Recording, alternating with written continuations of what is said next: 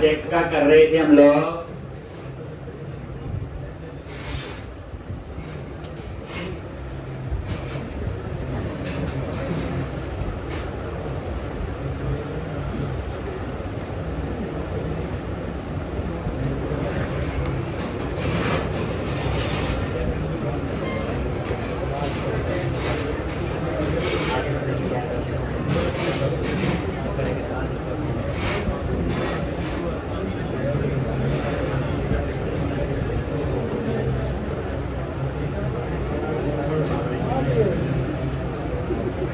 तो कल हमने कहाँ पे रजिस्टर वाले पे काम कर रहे थे, तो आपने देखा यहाँ पे एरिया, आइडेंटिटी, पेजेस, अकाउंट और रजिस्टर क्लियर है। और रजिस्टर के कोड में गए और यहाँ पे मैंने क्या किया, ये देखोगे इनपुट मॉडल एक क्लास बनी हुई थी, उसमें 3 मेंबर थे, email, password, confirm password. But उसके अलावा मैंने नीचे ऐड कर दिए name, street address, city, state, postal code, email. क्योंकि जब वो रजिस्टर करेगा तो ये मेंबर भी होंगे, और ये सारे मेंबर वो हैं जो एप्लीकेशन यूजर में भी थे। एप्लीकेशन यूजर में वो मेंबर हैं जो सारे ASP.NET यूजर टेबल के अंदर ऐड हुए। पूरी कहानी। फिर हमने क्या किया, इस क्लास को एक्सेस करने के लिए इन्होंने ऊपर प्रॉपर्टी बनाई है जिसका नाम रखा हुआ इनपुट मॉडल। बाइंड प्रॉपर्टी इस पेज के साथ ऑटोमेटिकली बाइंड है, पहले हमने पढ़ा। फिर इसके HTML में जाके डिजाइन में मैंने ये थोड़ा चेंज किया, वही जो इनपुट डॉट करके सारे मेंबर मैंने यहाँ पे ले। अब जब आप इसे सबमिट करोगे तो फिर इसका सेव का कोड लिखना है। तो वो बताया था आपको, ये हम लोग रेजर पेज पढ़ रहे हैं तो इसमें हैंडलर होती है। तो यहाँ पे ऑन पोस्ट, कौन सा हैंडलर है यहाँ पे, ऑन पोस्ट। एक तो मैंने क्या बोला, जितनी चीज समझ आए उतनी हम लोग चेंज करेंगे। अगर ये वैलिड है तो इसके अंदर आएगा और उसमें ये सारे मेंबर ठीक हमने यहाँ पे कर दी, ये हम बाद में यूज करेंगे। लिख लिया था इतना। फिर उसके बाद यहां आ जाओ नीचे, ये देखो क्रिएट अ सिंक, ये है, इससे आपका यूजर बनेगा। कौन सा, जो ये यूजर है। और यहां नोटिस करो ऊपर इनमें पासवर्ड नहीं है ना पासवर्ड। तो जब ये यूजर बनेगा तो क्रिएट अ सिंक में ही दूसरा पैरामीटर क्या है, इनपुट डॉट पासवर्ड। ये पासवर्ड को ऑटोमेटिकली हैश इंक्रिप्टेड आपका जनरेशन करेगा ठीक। देन अगर ये सक्सीडेड है, एक अगर ये सक्सीडेड है तो इसका मतलब यूजर बन एक। उसके बाद नीचे आ जाओ, ये इसमें ईमेल भेजने का कोड है। कौन सा कोड है ये मुझे एरर देगा। ये कौन सा कोड है इसका, ईमेल भेजने का, ये मुझे एरर देगा। तो इसको तो आप क्या करो, कमेंट बना दो, बाद में हम इस ईमेल वाले कोड को यूज करें। ये यहां से लेके यहां तक सेंड अ ईमेल, ये यहां एक ये लो। बाद में इसको हम करेंगे स्पेशल 2 लेक्चर ईमेल पे पढ़ेंगे, तब इस कोड को समझेंगे क्या कहानी करनी है। अभी इस कोड पे आने के बाद वो मुझे एरर एक। अब आपका यूजर बन गया, इतने कोड से यूजर तो बन जाएगा। फिर उस यूजर को रोल असाइन होंगे, रोल बनेंगे, होगा नहीं होगा, जैसे बताया था हमारी एप्लीकेशन में कितने टाइप्स के यूजर हैं? 4, admin, individual user, employ user और कंपनी यूजर। 4 टाइप्स के यूजर हैं, 4 हमारे पास रोल है। तो फिर हम यहाँ पे रोल्स बनाने का कोड लिखेंगे, फिर हम रोल असाइन करेंगे। ठीक, तो यहां पे फिर आपकी वो कहानी आई। ठीक, उसके बाद फिर नीचे वाला कोड चले। एक चीज समझो, आइडेंटिटी फ्रेमवर्क में 3 मेन क्लासेस, यूजर मैनेजर जो यूजर की इंफॉर्मेशन के लिए है, कोई यूजर बनाना है, यूजर को कोई रोल असाइन करना है, वो किस क्लास से मैनेज होगा? User manager. दूसरी है रोल मैनेजर, रोल्स बनाने हैं, रोल्स आपने क्रिएट करने हैं, एक रोल्स की मैनिपुलेशन। और तीसरा क्या होता है? Sign in manager. Sign in manager होती है लॉगिन करने की। ये 3 क्लासेस इसमें प्री डिफाइंड है। कौन कौन सी? यूजर मैनेजर, रोल मैनेजर और sign in manager. Sign in manager होती है लॉगिन करने के लिए, रोल मैनेजर होती रोल की मैनिपुलेशन के लिए, यूजर मैनेजर होती यूजर की मैनिपुलेशन। बस इन्हीं क्लासेस के आगे पीछे का खेल है। तो अब क्या होगा? यूजर तो बन जाएगा, बट यूजर को कोई रोल असाइन नहीं हो। तो अब हम यहां पे सक्सीडेड के बाद हम रोल्स बनाएंगे। कितने रोल बनने हैं? 4। कितने रोल बनेंगे? 4। एक, और जो पहला यूजर बनाऊंगा उसको मैं एक रोल असाइन कर दूंगा, एडमिन। एडमिन जो है उस एप्लीकेशन का मालिक, एक यूजर को हम बना देंगे विद एडमिन रोल। तो अब आप क्या करोगे?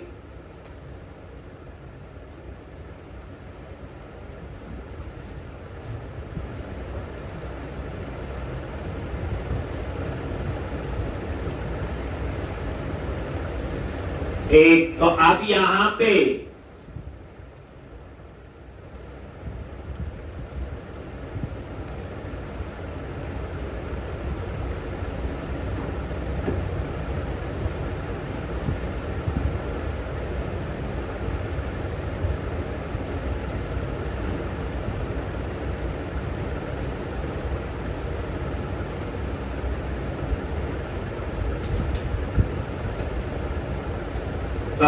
यहां पे आप लोग क्या करोगे? यहां पे आगे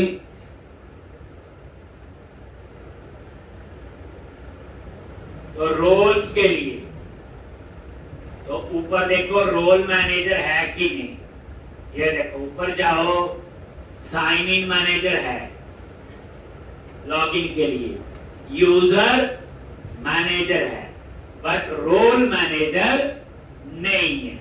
तो अब हम क्या करेंगे? यहां पे वही तरीका, प्राइवेट, रीड ओनली और यहां पे रोल मैनेजर ऐसे लिखना है। और इसमें क्या आएगा? Identity role. और वही कंस्ट्रक्टर में पास कर दो और उसे इनिशियलाइज कर, क्योंकि रोल तो रोल मैनेजर से बनेंगे ना। यूजर तो बन गया क्रिएटर सिंक से, अब उस यूजर को रोल असाइन करना, तो पहले रोल बनाऊंगा फिर रोल असाइन करूंगा।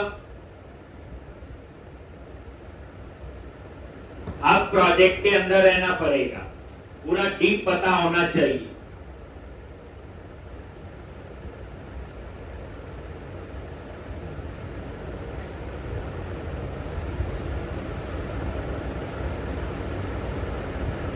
अब नीचे कंस्ट्रक्टर में आ जाओ, ये देखो अपने आप ही आ गया, ये देखो ये ऐड हो गया। और ये सेम तरीका ही,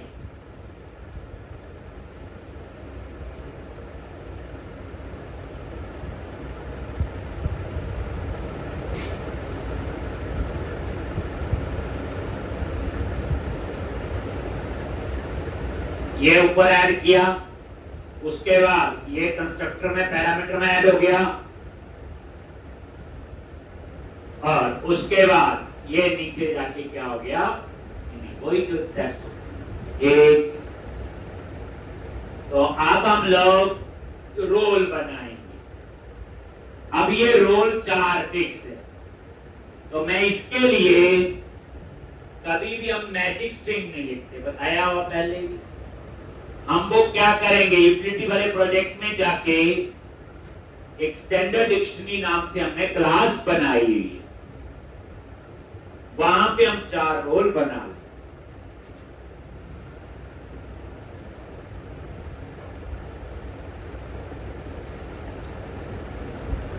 और यहां पे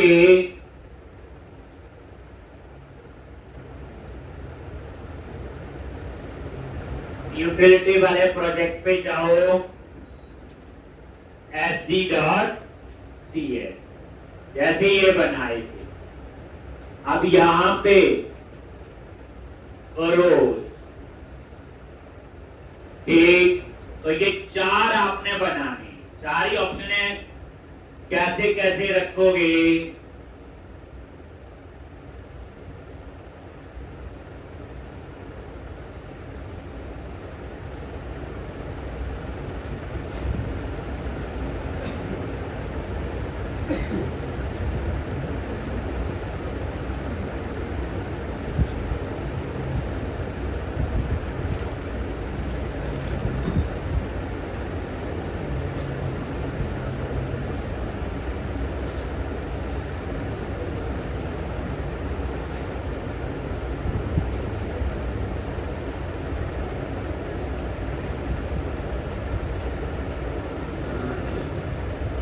एक तो ये 4 रोल बनाएंगे, वो एक कांस्टेंट जैसे ऊपर किया हुआ, ठीक, एक एडमिन, एक एम्प्लॉय यूजर, और ये वही बच्चे स्टैटिक क्लास है, ये मुझे ऑब्जेक्ट ना बनाना, ये वही कांस्टेंट है, कांस्टेंट आपके चेंज नहीं हो।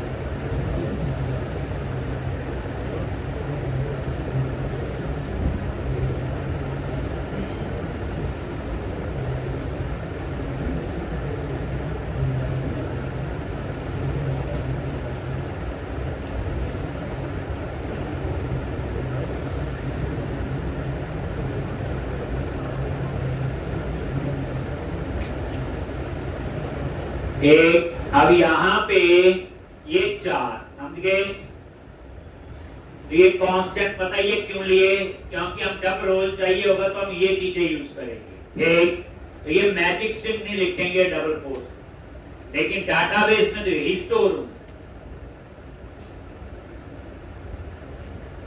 एक, अब आप लोग रजिस्टर पे जाओ, और वहां पे रजिस्टर होने के बाद, सक्सीडेड के बाद, पहले 4 रोल टेबल में बनाने हैं। तो जो आपका आइडेंटिटी फ्रेमवर्क है, जब डाटा सेव होगा यूजर, तो वो होगा ASP.NET यूजर में, लेकिन जो रोल्स बनेंगे तो वो ASP.NET रोल्स, इस पे बनेंगे ASP.NET रोल्स। तो यहां पे आ जाओ, और वही ऑन कोर्स पे सक्सीडेड के बाद, ये आपका वैसे था, यहां आ जाओ, ऊपर भी लिख सकते हैं बस सक्सीडेड क्या, सक्सीडेड कब होगा जब यूजर बन जाएगा, और जब यूजर बनेगा तो कौन से टेबल में बनेगा, ASP.NET यूजर। अब रोल्स बनाएंगे तो यहां पे आप चेक करो,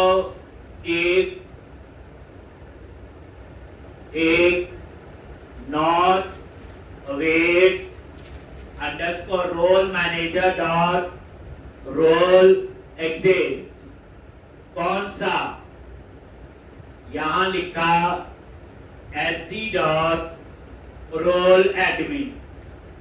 अगर ये एग्जिस्ट नहीं करता है, ठीक, अगर ये एग्जिस्ट नहीं करता है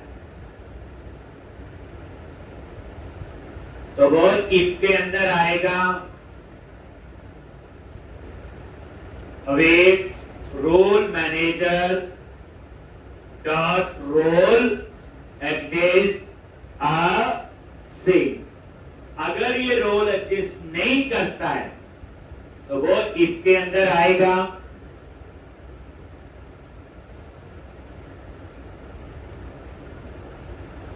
नहीं ये रोल नहीं बना हो, देन वो रोल बनाएगा role manager dot create a role async, और यहां पे न्यू आइडेंटिटी रोल, और रोल का नाम दे दिया SD डॉट रोल एडमिन, और आगे लगा दो असिंक है तो क्या लगाते हैं, अवे। तो इतनी कहानी तो आपको पता है।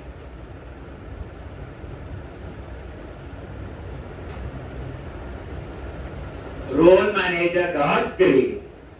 अब इसी तरह से 4 रोल बनाने हैं, बट ये कोड बार बार नहीं चलेगा, एक बार रोल बन गया दोबारा थोड़ी बनाएगा, एक तो कई तरीके हैं। अब दूसरा रोल इंडिविजुअल। रोल इंडिविजुअल कौन है, हम लोग आप लोग जो शॉपिंग करते हैं उनका रोल है इंडिविजुअल, हो गया। इसी तरह से एक और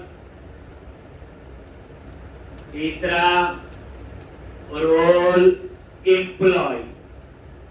रोल एम्प्लॉय, एम्प्लॉय कौन है,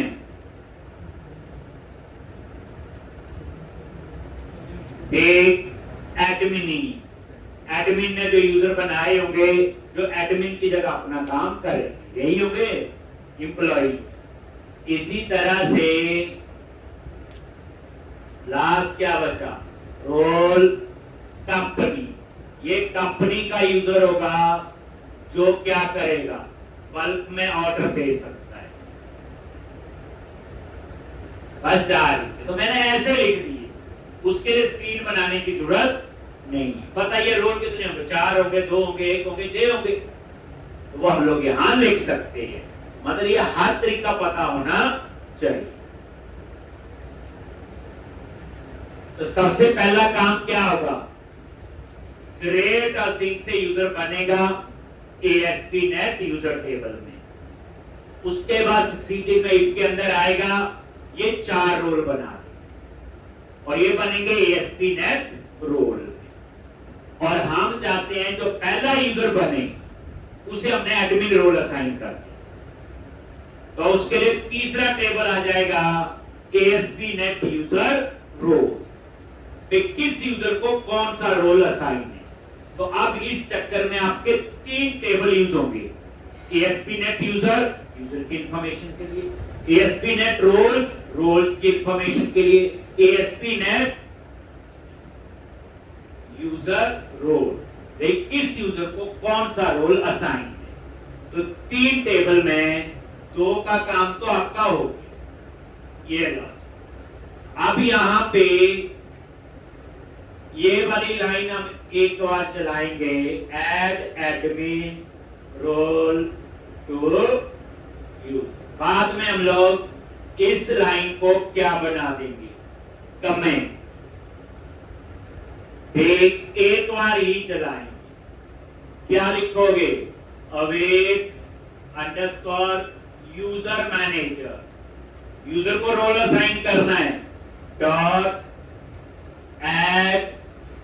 टू रोल असिंग, किसको? यूजर। और कौन सा role? SD dot role admin. बाद में हम इस लाइन को कमेंट बना दें। ये लाइन एक बार चलाएं, ठीक है जी। अब होगा क्या? जैसे एक यूजर रजिस्टर करेगा, ASP.NET यूजर में उसकी इंफॉर्मेशन जाएगी, ASP.NET रोल में सारे रोल्स ऐड हो जाएंगे, ASP.NET यूजर रोल, उस यूजर को रोल क्या असाइन दिखाऊंगा। तो ये एंट्री 3 टेबल में आपकी जाए। ये तो आइडेंटिटी फ्रेमवर्क है ना, ये तो पहली बार पढ़े, दोबारा यूज होगा, थोड़ी देर बाद हम चेंज ही कर देंगे, हमें लगेगा ये हमने बनाया। और ये होता है इंडस्ट्री में, किसी प्रोजेक्ट पे कई लोग काम कर रहे हैं, आधा काम हो चुका है, आपको करना है, दूसरे का समझ के भी लो। अब इसमें हमने क्या समझा, कैसे डेटा पाएंगे, इनपुट मॉडल क्लास, उसको एक्सेस करने के लिए इनपुट क्लास प्रॉपर्टी बनाएंगे, फिर पेज पे कैसे डिजाइन में इनपुट यूज होगा, फिर जब सबमिट होगा, अगर कॉलम कम ज्यादा किए तो सबमिट में भी कम ज्यादा होंगे, तो फिर ढूंढा ऑन, हमें ऑन पोस्ट पता कि सबमिट पे ऑन पोस्ट है, ढूंढ लिया। वहां यूजर में पहले कम कॉलम थे, अब ज्यादा होंगे, फिर क्रिएट अ सिंक से यूजर बन जाएगा, फिर उसको रोल, तो रोल अभी टेबल में है नहीं, तो ये ऊपर जो कोड लिखा है ये क्या करेगा? रोल मैनेजर रोल बना देगा। रोल बन गया तो मैंने क्या किया, एक यूजर जो पहला बनाया उसे एडमिन रोल असाइन कर। अब ये चीजें बुक में नहीं होती, ये ऐसे कोई लॉजिक नहीं है, एक प्रैक्टिकल ऐसे होता हो। अब बोलो जी जावा भी हो गई, यूजर बनेगा, रोल्स होंगे, यूजर को रोल असाइन होंगे, क्लास कोई और होगी, बस इतना फर्क। ऐसे आइडेंटिटी फ्रेमवर्क बहुत पावरफुल है, इसको बच्चे ढंग से करते। चलो अब हम इसको रन करते हैं और इसमें कुछ एरर आएंगे तो उनको हम ठीक करेंगे। जब इतनी छेड़खानी करी होगी तो पंगा पड़ेगा ही नहीं, पड़ेगा अच्छी बात, क्योंकि यहाँ भी वर्जन चेंज करते रहते ना, हम 6.0 में 3 का यूज कर रहे हैं ना। यानी आपके प्रोजेक्ट में अभी हमने तो कवर टाइप बनाया, कैटेगरी बनाया, प्रोडक्ट बनाया और कंपनी, 4 मॉडल, 3 और यूज हो, ये भी हुए हैं 7, बाकी भी आ गई।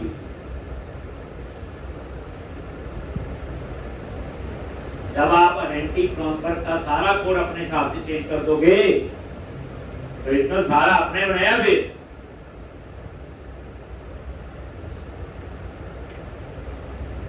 इस वीकेंड पे पता ही क्या बोलना मैंने, शुरू से लेके जितना आज तक किया, वन गवर्नमेंट मेथड, फिर इसका आराम से कर, रट्टा बच्चा मार नहीं सकते, तो आपको पता चल गया होगा इतने दिन में।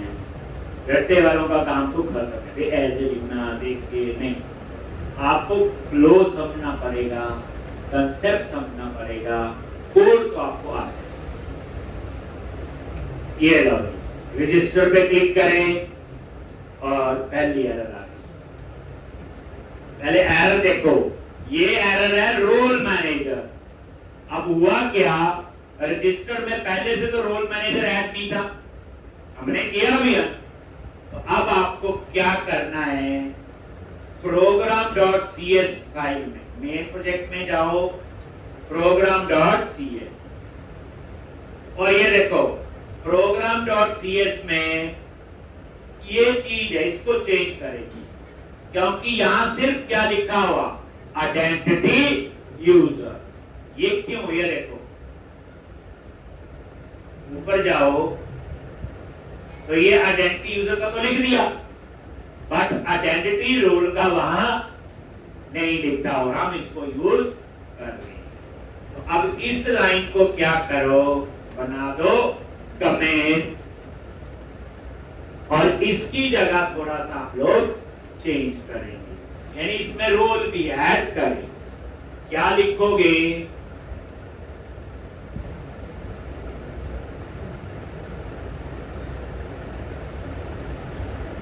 program.cs में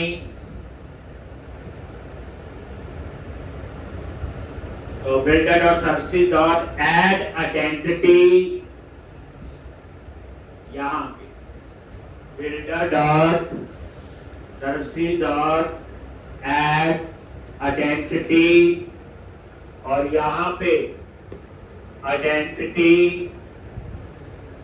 यूजर और ये देखो यहां पे आइडेंटिटी और रो ये पहले सिर्फ क्या था यूजर, अब आइडेंटिटी यूजर भी आ गया और आइडेंटिटी और रोल भी आपने दे दी।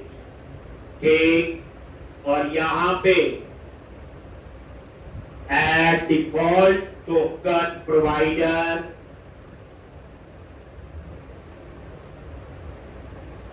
एक dot add entity framework store dot add entity framework store किसके लिए? एप्लीकेशन डीबी कॉन्टेक्स्ट और ये आपने लिख दिया, ये इंटरफेस कर रहा हूं नाम से डॉट और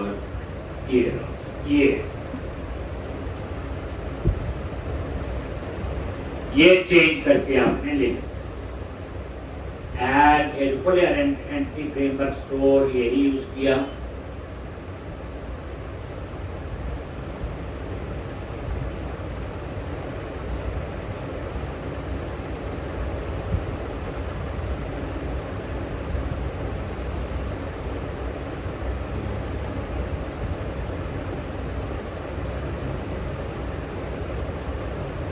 अब हो सकता है वो एरर गई है कि नहीं, रन करके हम देखेंगे।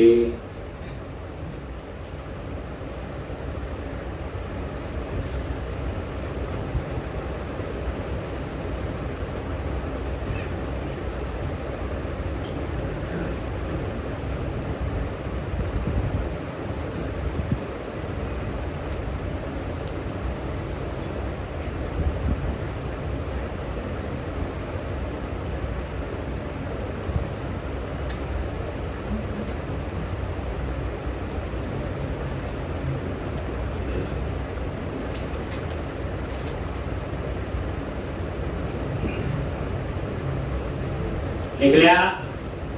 अब आप इसे रन करो, अब कोई और एरर आएगी।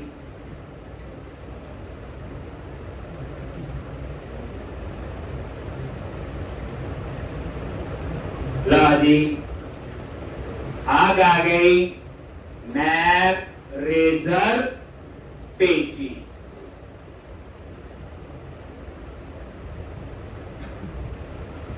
तो क्या था, आइडेंटिटी फ्रेमवर्क में तो रेजर पेज ही यूज होते हैं, याद करो। लेकिन जो मेरा प्रोजेक्ट है वो तो इसी आर्किटेक्चर में बना हुआ, याद करो। तो मुझे क्या करना है, ये नजर मारो ऊपर program.cs में ही एक जगह देखना, यहां लिखा होगा, ये देखो क्या लिखा हुआ, ऐड कंट्रोलर विद व्यू। इसका मतलब क्या है, इस एप्लीकेशन में सिर्फ कंट्रोलर बनेंगे और व्यूज। लेकिन यहां पे आपको ऐड करना है builder.services.add रेजर पेजेस। ये अगर ये नहीं लिखोगे, अब आप याद करो, जब मैंने रेजर पेज की एप्लीकेशन करवाई थी उसमें यही ऐड था, ऐड रेजर पेजेस, ध्यान दो ना। और जब मैंने उस पर कंट्रोलर ऐड किया था तो वहां लिखा था ऐड कंट्रोलर, एपीआई बनाई थी। जब इतना पंगा लोगे तो करना ही पड़ेगा। एक ऐड रेजर पेज, ये आपने यहां पे लिखा। ये कह रहा था ना भाई ये तो एमपीसी है, इसको तो रेजर पेज पता ही नहीं, तो फिर हमने ये ऐड कर दी। तो क्योंकि एमबीसी में तो चलता ना कंट्रोलर बेस।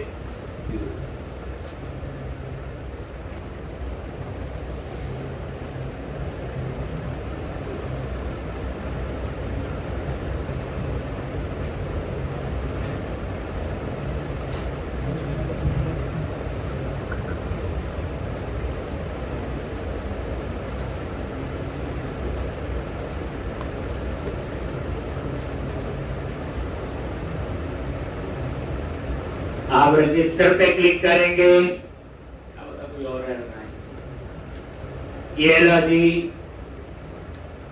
ये होगी।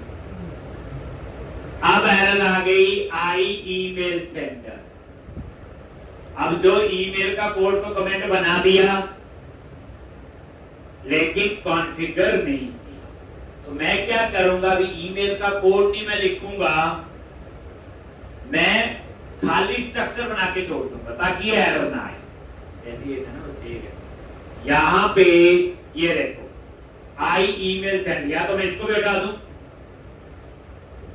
ये आई ईमेल सेंडर एक इंटरफेस है, ये मैंने नहीं बनाया, ये माइक्रोसॉफ्ट का बना, ठीक, तो ये इस वजह से ये एरर देगा। तो मैं क्या करूंगा, एरर ना आए खाली स्ट्रक्चर बना दूंगा, तो मैं यहां यूटिलिटी में गए और यहां पे मैं क्लास बनाऊं, कहां पे, यूटिलिटी में गए और ईमेल सेंडर, ठीक, तो यहां पे क्यों बना रहा हूं, यहां पे क्योंकि पूरे प्रोजेक्ट में ईमेल का कोड पता नहीं कितनी बार चाहिए, कहां चाहिए, ये ईमेल का कोड नहीं लगवा रहा हूं, सिर्फ वो एरर ना आए तो एक खाली स्ट्रक्चर बना के छोड़, ऐड क्लास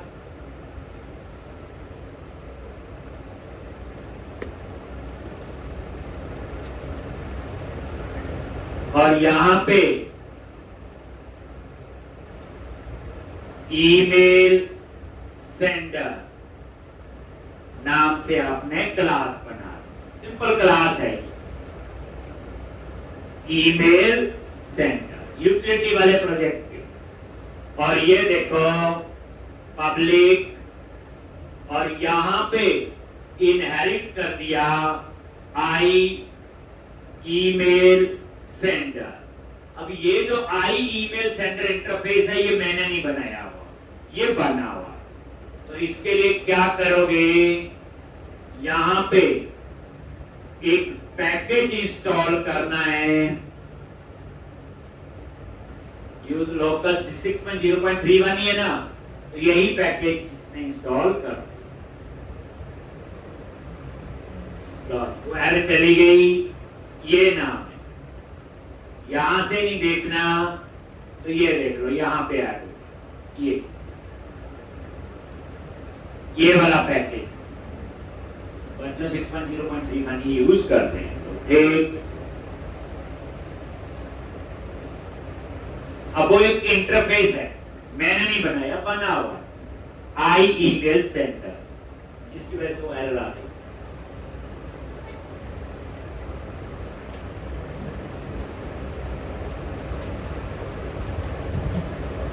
यहां पे तो ये देखो यही है, ऊपर आ गया। अब ये इंटरफेस है तो क्या कर दो, इम्प्लीमेंट, और इसके अंदर कुछ था जो भी आ गया, ठीक, इसके अंदर ईमेल भेजने का कोड लिखेंगे, अभी हमें नहीं पता, जब लिखेंगे तब हम लोग सीखेंगे।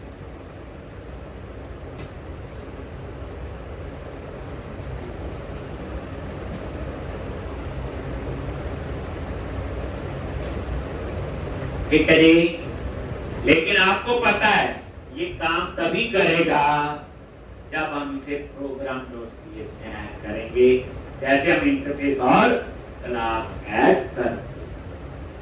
अब आप program.cs में आ जाओ, देखो हम भी ऐसे ही बनाते हैं, यहां पे आगे जैसे ये लिखा हुआ builder.services और एड स्कोप, और यहां पे चूज किया आई ईमेल सेंडर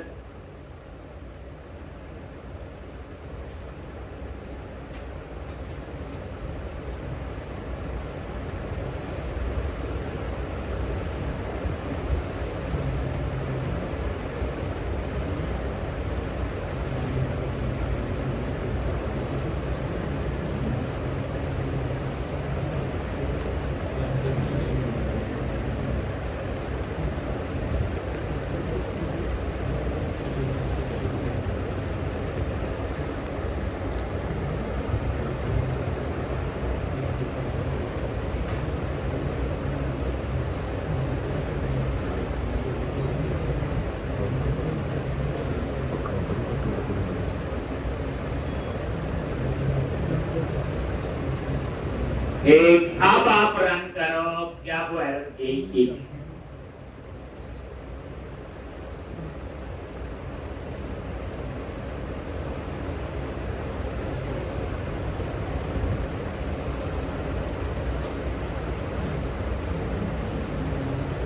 अब कहानी थोड़ी सी चेंज होगी।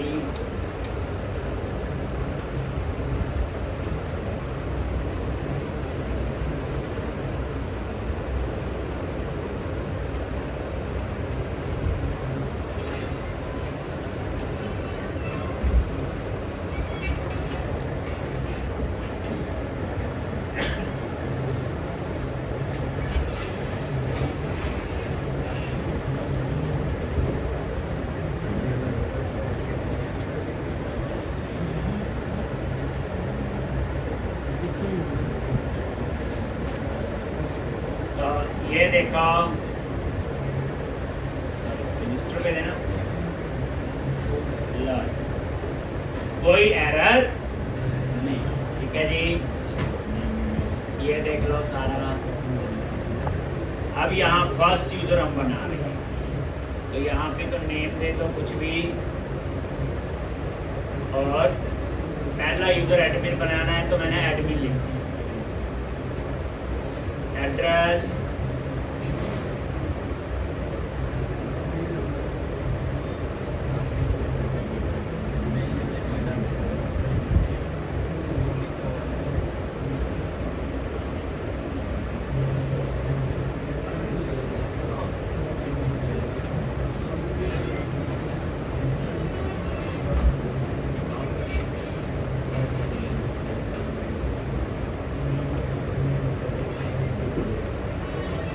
इस तरह से पासवर्ड। तो ये आपने जो बच्चे पासवर्ड लिखना है, ये स्ट्रांगली फॉर्मेट में लिखना है, कि मिनिमम 7 कैरेक्टर होने चाहिए, कैप्स में भी होना चाहिए, स्मॉल में भी होना चाहिए, नंबर भी होना चाहिए, स्पेशल कैरेक्टर भी होना चाहिए। जैसे मैंने लिखा एडमिन 123 हैश, एडमिन में एक कैरेक्टर में रख दिया, बाकी स्मॉल में 123 न्यूमेरिक हैश हो गया स्पेशल कैरेक्टर। स्ट्रांगली फॉर्मेट बोलते हैं। देन रजिस्टर, देखो रजिस्टर पे क्लिक किया, आ गया यहाँ पे। ठीक, अब आप देखो, अब ये 3 टेबल में एंट्री जाएगी। तो एक काम करते हैं, सर्वर एक्सप्लोरर में, ऑब्जेक्ट एक्सप्लोरर में गए और वो डाटाबेस ओपन कर देते हैं, तीनों टेबल, तभी पता चलेगा। ये जो बच्चे आइडेंटिटी फ्रेमवर्क पढ़ रहे हैं, इसमें कहीं ई कॉमर्स का कोई लेना देना नहीं है, आपके सामने है, ये कॉमन है, ये सारे प्रोजेक्ट में ऐसे ही काम करेगा। डेटाबेसेस, ये आइडेंटिटी फ्रेमवर्क इटसेल्फ एक पूरा प्रोजेक्ट है ऑथेंटिकेशन ऑथराइजेशन। और यहां पे ये आ गया आपका टेबल,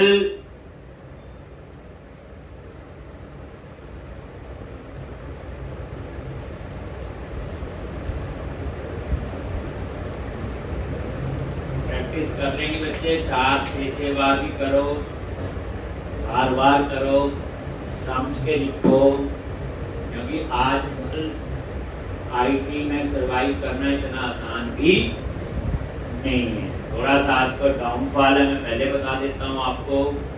एक हाँ, जिसके पास स्किल होगा उसके लिए कोई डॉगफॉल नहीं।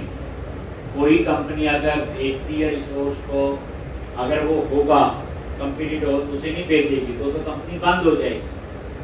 वो ही भेजेगी जो उतने स्किल वाइज नहीं है।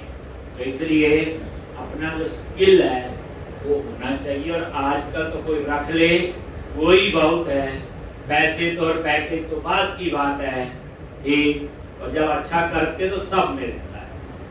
अब यहाँ पे आगे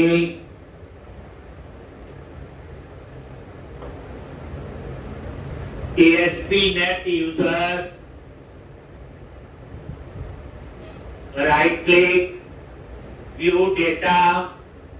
अभी यूजर मॉडल में कुछ नहीं। दूसरा कौन सा है?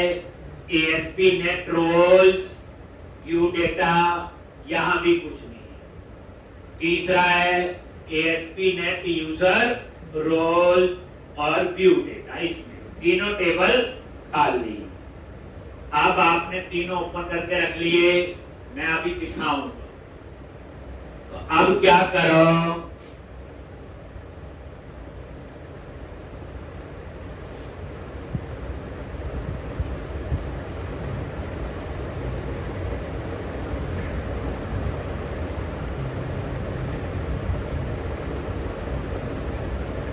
एक आगे यहां पे और F10 देखोगे। अगर ये वैलिड है, देखो वैलिड है, इसके अंदर गया और ये सारी इंफॉर्मेशन कहां से आ रही? टेक्स्ट बॉक्स से। सिर्फ दो चीजें नहीं मिलेंगी अभी, कंपनी आईडी और रो। आगे यहां पे आप सीधा यहां देखो क्रिएट अ सेव, और ये क्या करेगा? यूजर बनाएगा और ये देखो सक्सीडेड लॉग, और अब आपका ये यूजर बन चुका है। आपने देखना है ASP.NET यूजर में जाओ और एक बार इसको रिफ्रेश करो।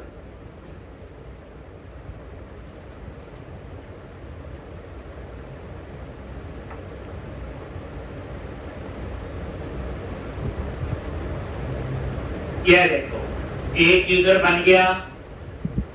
डिटेल देख लो, ये देखो लास्ट में जो हमने अपने ऐड किए थे, ये देखो street address, state, postal code, name आ रहा ना, देखो कंपनी आईडी अभी डाल दें। तो इस तरह से एक टेबल में आपकी एंट्री होगी। That is a ASP.NET user. अब उसके बाद आगे चलो F10, ये देखो अभी इसने चेक किया रोल एग्जिस्ट करता है, अभी तो बनाया ही नहीं है। नॉट इसके अंदर आ गया और ये क्या करेगा? ये रोल बना देगा। तो एक रोल बन चुका होगा।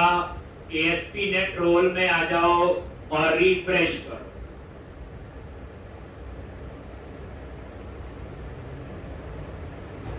उनको पूरा समझ लो, पूरा फ्लो पता हो तो फिर आसान रहता है। रट्टा भी ऐसे लिखना हुआ चला नहीं चला देखा जाएगा, भगवान भरोसे। एक एक फ्लो पता देखो, एक रोल, ये रोल आईडी होगा और ये रोल का मीनिंग। फिर उसके बाद F10 प्रेस करो, आगे जाओ और ये एक रोल और बन चुका होगा। 2, ये एक और 3, ये एक और 4। अब आप इस टेबल में अभी एक था, अब रिफ्रेश करो, कितने हो जाएंगे? 4 बन गए। और ये देखो ये रोल आगे साथ। अब उसके बाद यूजर को रोल असाइन होगा। आगे यहाँ पे अब देखना F10 और ये कोई एरर नहीं आया। तो अब क्या हुआ? ASP.NET रोल पे गए और रिफ्रेश करो, वो देखो यूजर आईडी और ये रोल आईडी, वे इस यूजर आईडी को ये वाला रोल असाइन हो गया। ये फॉर्म की बनी है यूजर आईडी और रोल के साथ। बस इसका मतलब अब हमारा कोड बिल्कुल ठीक है। लॉजिक उसके बाद ये लॉग इन कर देगा। साइन इन मैनेजर लिखा गया तो वो क्या करेगा, बोलो लॉग हो गया। ये देख लो, और ये आ भी गया हेलो एडमिन एट जीमेल, और ये आ गया लॉग।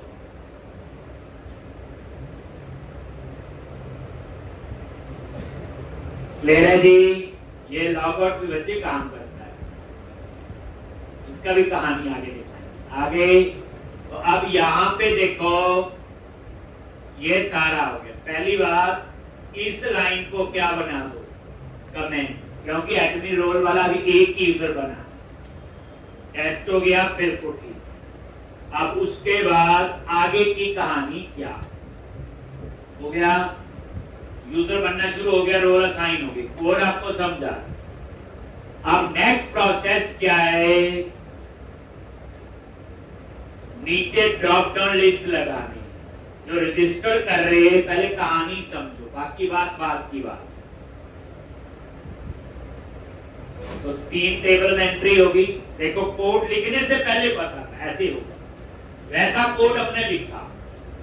तो मतलब कहने का जो आप सोचते हो उसी तरह से अगर कोड वर्क कर रहा है, रेशनल कंसेप्ट चेक जरूर कर। एक अब यहां पे नेक्स्ट, अब ये सारा क्लोज कर दो, ये आपने टेस्ट कर, एक टेस्ट जरूर करो। अब इसे रन करो। अब नेक्स्ट प्रोसेस में हम क्या करेंगे, पहले समझते। यूजर बनना शुरू हो गया, लेकिन यूजर तो कंपनी का भी होगा, यूजर तो एम्प्लॉय भी होगा। एक वो यूजर कैसे बनेंगे, तो उसके लिए मैं नीचे 2 ड्रॉप डाउन लिस्ट लगाऊंगा। एक में मैं बात कर रहा हूं, यहां रजिस्टर पे क्लिक किया, ये तो ठीक है। अब यहां पे कंफर्म पासवर्ड के बाद एक ड्रॉप डाउन लिस्ट लगाना है, और उसमें रोल, वे कौन सा रोल, और उसके नीचे कंपनी, उस ड्रॉप डाउन लिस्ट में कंपनी आएगी। जैसे हम रोल चूज करेंगे एम्प्लॉय, तो उस यूजर का रोल क्या होगा, एम्प्लॉय। हम रोल चूज करेंगे कंपनी, तो उसको उसमें कंपनी आईडी भी देना पड़ेगा, तो रोल क्या होगा, कंपनी। लेकिन ये काम कर कौन सकता है, उस एप्लीकेशन का एडमिनिस्ट्रेटर। एक नॉर्मल यूजर थोड़ी करेगा कि मैं एम्प्लॉय यूजर बनाऊं या कंपनी यूजर बनाऊं। ठीक, तो अब आपको क्या करना है, पहले हम ये ड्रॉप डाउन लिस्ट लगा लेंगे, और फिर हम चेक भी करेंगे कि एडमिन रोल वाला यूजर है जिसने लॉगिन किया हुआ, तभी वो ड्रॉप डाउन लिस्ट नजर आए, नहीं तो वो नजर ही नहीं आने चाहिए। तो पहले हम ड्रॉप डाउन लगाने की कहानी समझते हैं, बाकी बात की बात। तो ड्रॉप डाउन लिस्ट वही, जाओ रजिस्टर पे, एरिया, आइडेंटिटी, पेजेस, अकाउंट और रजिस्टर। आगे यहां पे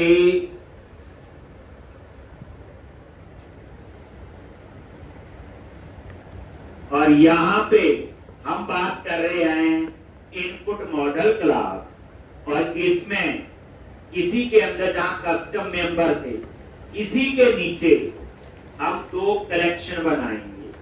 एक होगी रोल लिस्ट और एक होगी कंपनी लिस्ट। एक ये इसके लिए रोल्स एंड क्या आएगा, कंपनी। एक इसके लिए हम 2 मेंबर लेंगे, आई इनमरेबल, कलेक्शन बनेगी। क्या बनेगी इसमें, कलेक्शन। एक तो यहां पे क्या लिखोगे, पब्लिक इनमरेबल, और यहां पे क्या आएगा, सिलेक्ट लिस्ट आइटम, और ये कंपनी लिस्ट। तो ये प्रॉपर्टी और सेव, और ये किसके लिए होगी बोलो, रोल। आप बोलोगे सिलेक्ट लिस्ट आइटम क्यों लिखा, क्योंकि ये डाटा मैंने दिखाना है ड्रॉप डाउन लिस्ट में, और ड्रॉप डाउन लिस्ट में सिलेक्ट लिस्ट आइटम काम करता है, इसलिए इसमें वो हम लिख देंगे टेक्स्ट और वैल्यू, याद है करवाया। अब हम क्या करेंगे, जैसे आप इस पेज पे आओगे उस समय कॉल होता है इसका हैंडलर कौन सा, ऑन कैट। यही कॉल होता है जब आप इस पेज पे आते हो, सबमिट करते हो तो ऑन पोस्ट। तो फिर आप यहां आ जाओ, पहले हम इनमें डेटा डालें। एक क्या करेंगे बोलो, ऐड रोल्स एंड कंपनी। ठीक, इसमें रोल और कंपनीज ऐड करनी है। ठीक, क्या लिखोगे, एक तो यहां पे कैसे ऐड करोगे, तो कंपनी तो वहां से है, तो आई यूनिट और वर्क चाहिए होगा, सोचो चाहिए ना, कंपनी डॉट गेट ऑल, तो ऊपर ऐड करना पड़ेगा इसके ऊपर I unit of work.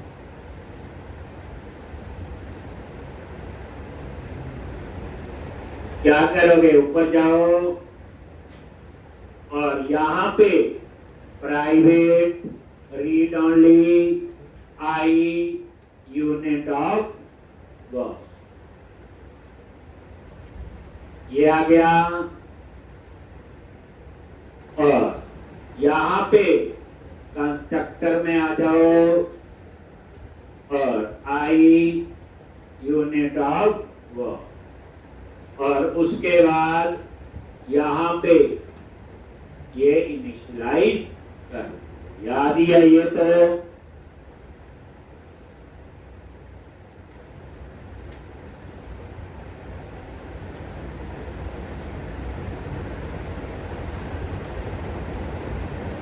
Next week में बड़ा अच्छा होने वाला है। अभी तो यूजर बनाएंगे, रोल्स असाइन होंगे, रोल के साथ से काम करवाने हैं। ठीक, ये तो डाटाबेस यूजर हो गया। आजकल ओपन ऑथेंटिकेशन का जमाना है, login with Facebook, login with Twitter, login with Google, ये भी आपको आना चाहिए, वो करवाऊंगा। टू फैक्टर ऑथेंटिकेशन वो भी आनी चाहिए। फिर टोकन बेस्ड ऑथेंटिकेशन, ये लॉगिन तो बड़े तरीके हैं, हमें तो सारे आने चाहिए। सिर्फ एक तरीके से नहीं, हाँ हम सीखे ना सारे कर लेंगे। आप प्रोजेक्ट में 2 चाहिए, 2 अप्लाई कर दो, इसमें आपकी रिक्वायरमेंट है, क्योंकि पढ़ते हो ये चीजें हम लोग करते हैं। तो ये आपने ऐड कर लिया। अब आप नीचे आ जाओ, वहीं पे ऑन कैट। ठीक, तो यहां पे मैं क्या करूंगा,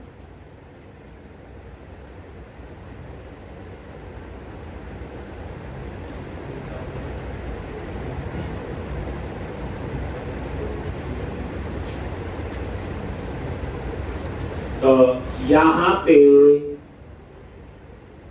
इनपुट मॉडल ऊपर लिया हो आपने, जो प्रॉपर्टी बनाई है, और उसी के अंदर, क्योंकि ये उसी में ऐड किया ना, वैसे ये देखो, ये इनपुट मॉडल क्लास में ऐड किया है, और इसको एक्सेस करने के लिए क्या बनाई, ये प्रॉपर्टी। तभी लिखा input is equal to new input model.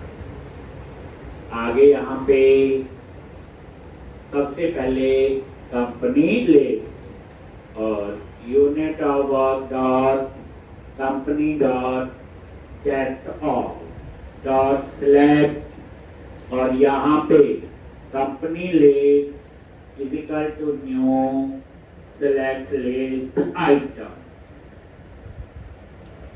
ठीक, और यहाँ पे नजर नहीं आ रहा, नीचे कर दिया, और यहाँ पे टेक्स्ट में लिख दिया company list dot name, value में लिख दिया company list dot id dot to string com.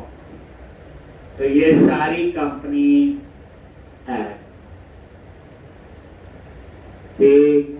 इसी तरह से रोल, अब ये रोल टेबल से आएंगे, कहां से आएंगे? जो हमने नहीं बनाया हो। कैसे रोल? वहां मुझे सिंपल रोल का नेम ही चाहिए, क्योंकि ऊपर जो हमने दिया हुआ रोल वो नॉट मैप है। टेबल में तो आएंगे रोल आईडी भी मेरे को ऑन बैक में आ गए, और यहां पे आ जाओ फिर रोल लिस्ट, और रोल लिस्ट में अब इसको थोड़ा सा आप समझ के लिखोगे, क्या सारे रोल ऐड करने हैं कि नहीं? देखो हमारे पास तो 4 रोल है। एक, आप क्या करो, उसके लिए role manager dot roles dot, अब देखो डॉट रोल। अब ये सारे रोल नहीं चाहिए मेरे को, क्यों? देखो जिस यूजर का रोल इंडिविजुअल है वो थोड़ी चाहिए ड्रॉप लिस्ट में। इंडिविजुअल यूजर तो अपने आप को साइन अप करेगा ना, जैसे हम लोग आप लोग हैं, हम तो खुद साइन अप करेंगे, हमें कोई दूसरा थोड़ी साइन अप करेगा। इसलिए हम ड्रॉप डाउन लिस्ट में इंडिविजुअल रोल असाइन नहीं करेंगे। ठीक, तो यहां कंडीशन लगा दी, वेयर आर डॉट नेम, ये रोल वाले टेबल में है, is not equal to SD dot role individual. अगर इसका रोल नहीं है तो उसी को ऐड करें, है तो उसको ऐड ना करें।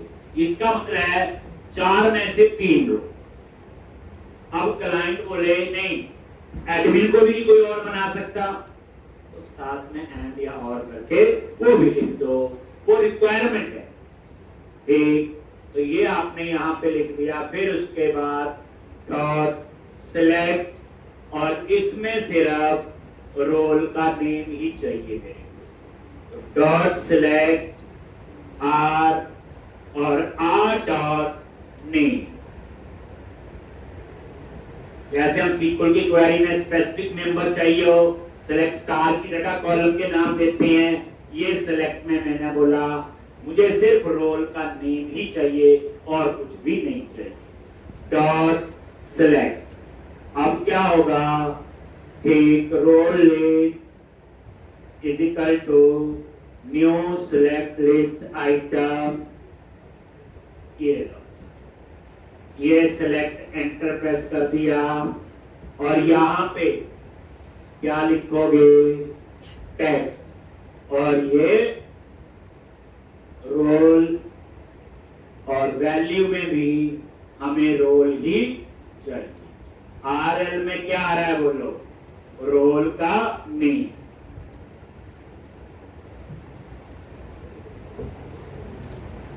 आरएल में बच्चे रोल का नेम पता क्यों आ रहा है? जो मैंने ये सिलेक्ट,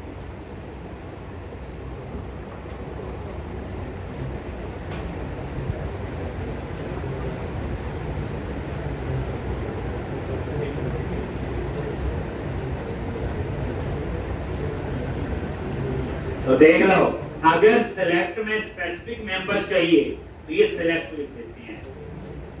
ठीक, जैसे सीक्वल करेंगे select star from table name, specific column select column का नाम लिखते हैं, वो मुझे नेम चाहिए। नेम में क्या आएगा? रोल का नेम। कहां से आ रहा है? रोल मैनेजर के थ्रू, जो एएसपी नेट रोल्स मॉडल।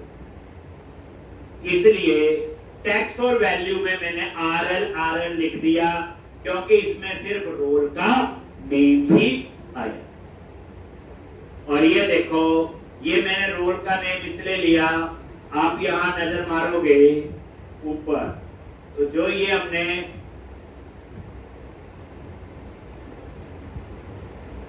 ये जो रोल लिया हुआ, ये बच्चे नॉट मैप है, इसमें रोल का नेम ही आए, इसलिए मैंने यहां पे ये लिख दिया। तो कितना बच्चे करके आओगे? मंडे को हम इसी में ही आगे। अब हम ड्रॉप डाउन लिस्ट लगाएंगे, कहानी होगी, 1-2 दिन बाद ये कहानी का प्रॉपर आपको रिजल्ट मिलेगा। तो जितना आज तक करवाया प्रैक्टिस उतनी होनी चाहिए।